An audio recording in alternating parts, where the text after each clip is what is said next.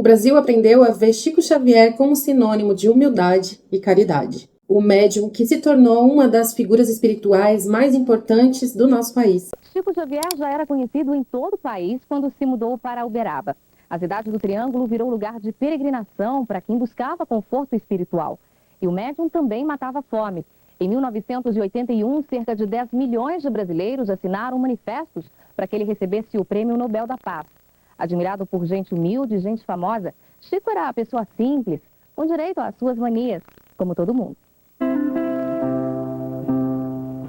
Chico Xavier seguia os ensinamentos do apóstolo Paulo, que considerava a caridade como a mais importante de todas as virtudes. O médium dava dinheiro e comida aos pobres. As filas para receber as doações eram gigantescas. Participar de uma das sessões espíritas exigia sacrifício físico e muita paciência. A espera podia chegar a 3 dias.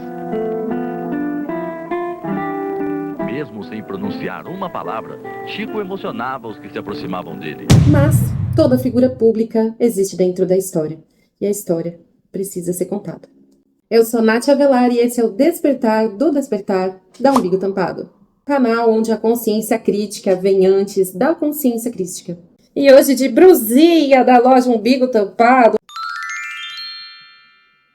E antes de prosseguir, já se inscreve no canal, curte e compartilha o vídeo para que mais pessoas possam acessar esse conteúdo.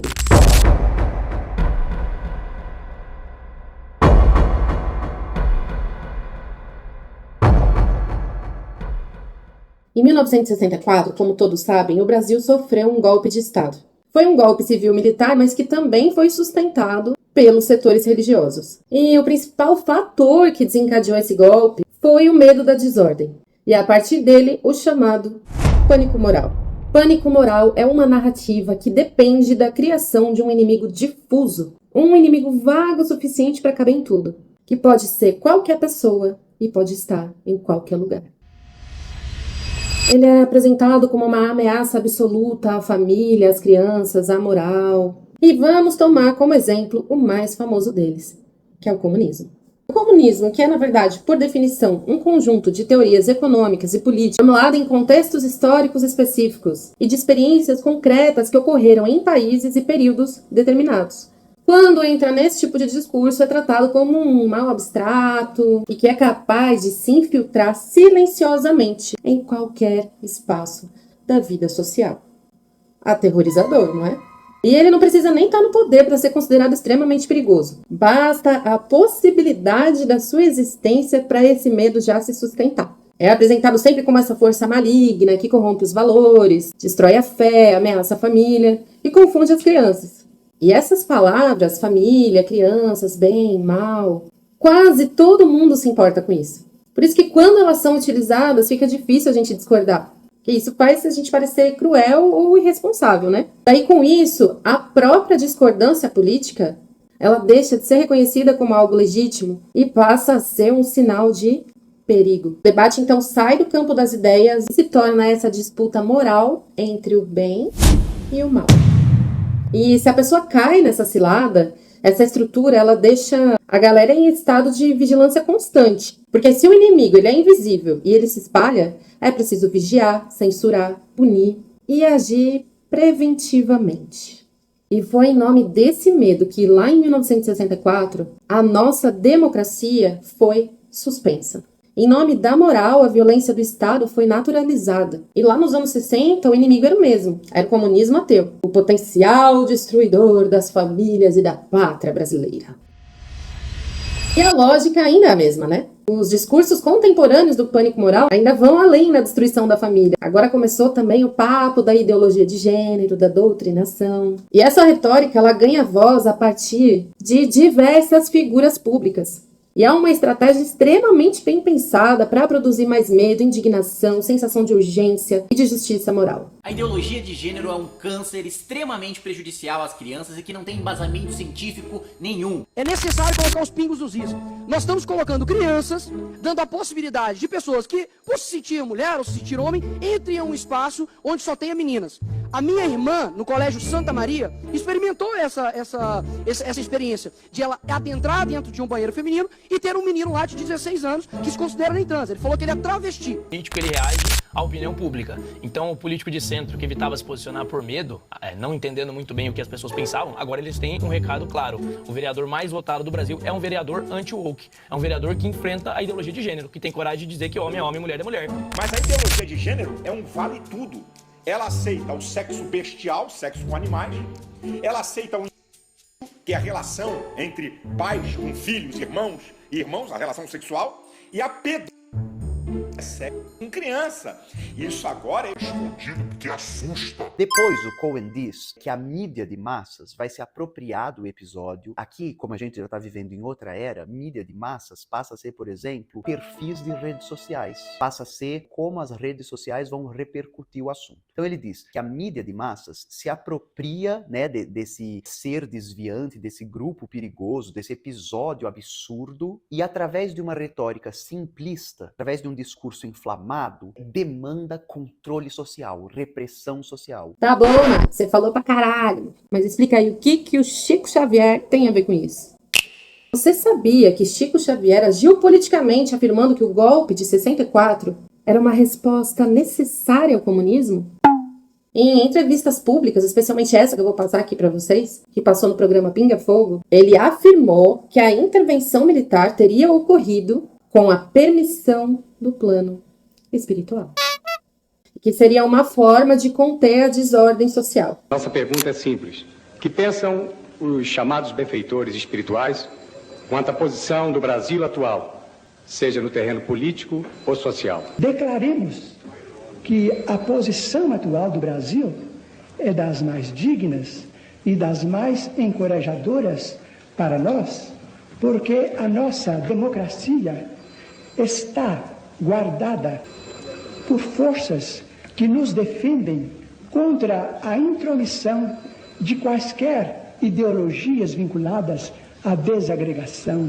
Precisamos honorificar a posição atual daqueles que atualmente nos governam, e nós todos, vamos dizer, com os nossos benfeitores espirituais, devemos orar muito, pedir muito a Deus e unir os nossos pensamentos para que a união seja preservada dentro das nossas forças armadas.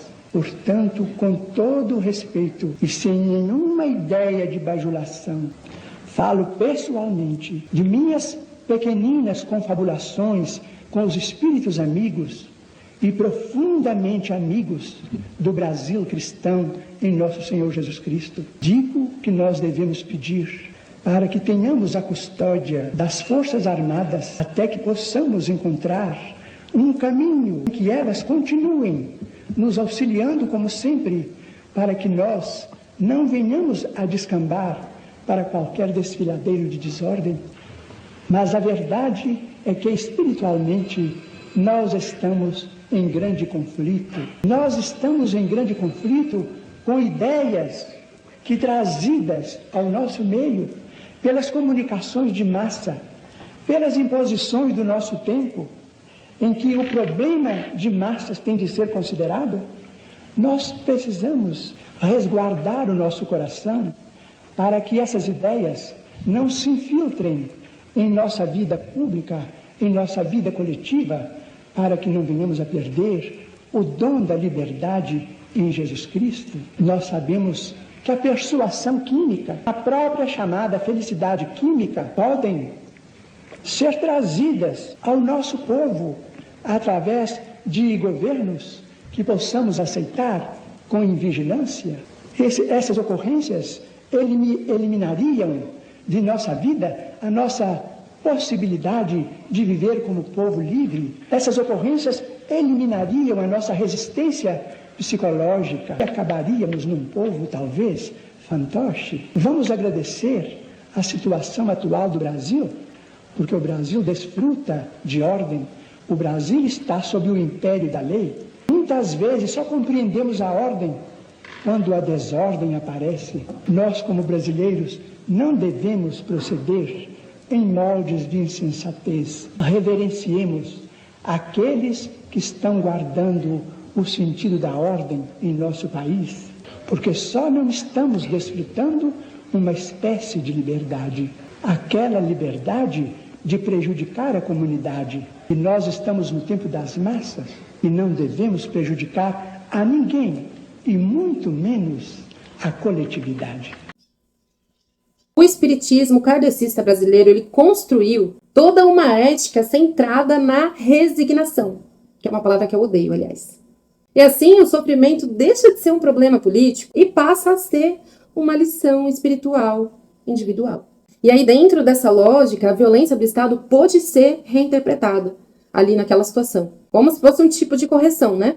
Só que é aquilo, durante a ditadura, milhares de brasileiros foram presos, perseguidos, torturados e até mortos. E aí, o Chico Xavier nunca fez uma condenação pública à tortura, à censura, a esses desaparecimentos que aconteciam. Também não tem nenhum registro de uma revisão crítica dessa opinião que ele emitiu à época, né? Nem mesmo depois da redemocratização. Não existe nenhuma declaração oficial da Federação Espírita Brasileira ou de qualquer outra entidade espírita importante fazendo uma revisão formal dessa posição específica do Chico Xavier. E nós sabemos que silêncio também é uma forma de posicionamento. A espiritualidade não existe fora da história e muito menos fora da política, como muitos aí querem que a gente acredite, né? Quando os líderes espirituais se calam diante da violência, esse silêncio também beneficia alguém. Então, até as figuras consideradas mais do bem, neutras, também fazem política, gente. E por que a nossa estrutura ela precisa desses líderes que sejam espirituais e intocáveis, inquestionáveis? A história espiritual do Brasil, ela também precisa ser confrontada. Não se enganem, observem o quanto esses discursos espiritualistas estão alinhados com as estruturas de poder.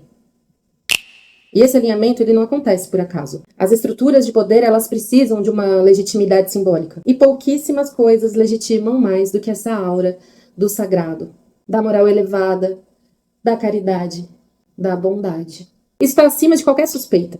Quando os líderes espirituais são colocados nesse lugar de intocáveis, as suas palavras elas ganham um peso político sem eles nem precisarem utilizar esse nome, política.